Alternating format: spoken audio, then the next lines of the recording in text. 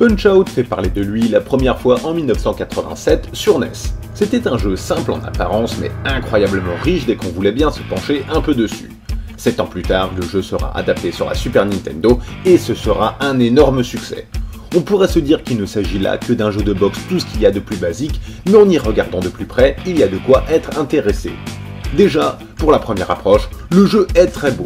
Les combats sont rythmés, les musiques sont entraînantes et les personnages sont bien poilants.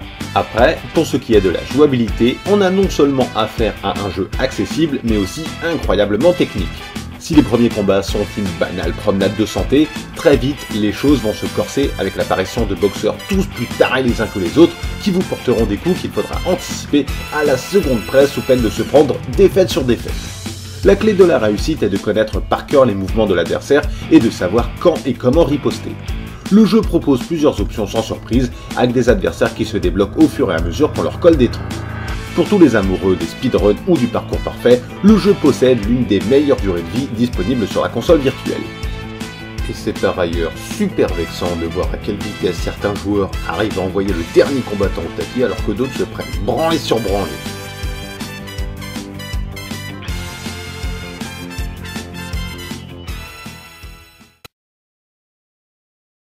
Même quand on met le jeu face à la version Wii, les graphismes tiennent encore la route.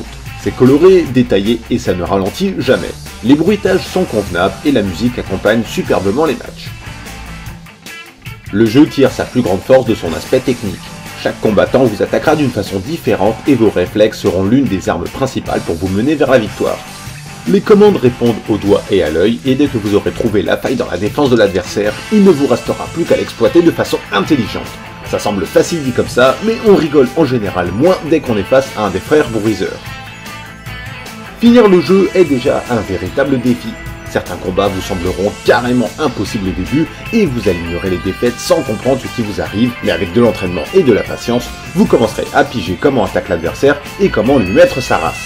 C'est hard, mais quel pied quand on arrive enfin à défoncer la gueule de cet enfoiré de Gaby J. Bon, ok, lui c'est pas le plus dur.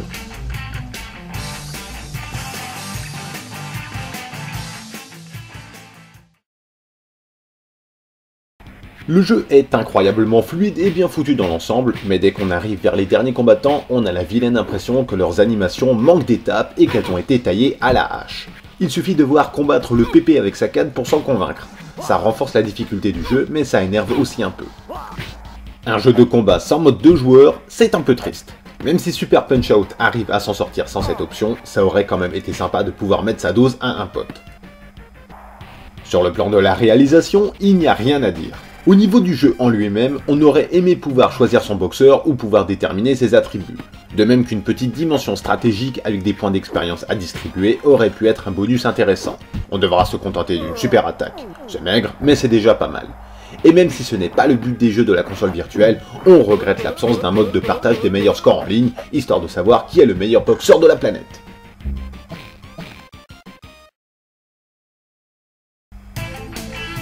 Super Punch-Out est réellement super. Il ne faut pas s'arrêter à l'aspect glauque et chiant du sport en lui-même. Les personnages sont suffisamment timbrés pour que vous ayez envie de tous les affronter. Il y aura des moments frustrants, il y aura des cris de rage, mais il y aura aussi des victoires, il y aura des super punch bien placés, et il y aura un TKO sur ce gros clown à la con. Et rien que pour ça, le jeu mérite le détour. Pour le TKO sur le gros clown à la con, on repassera une autre fois, hein.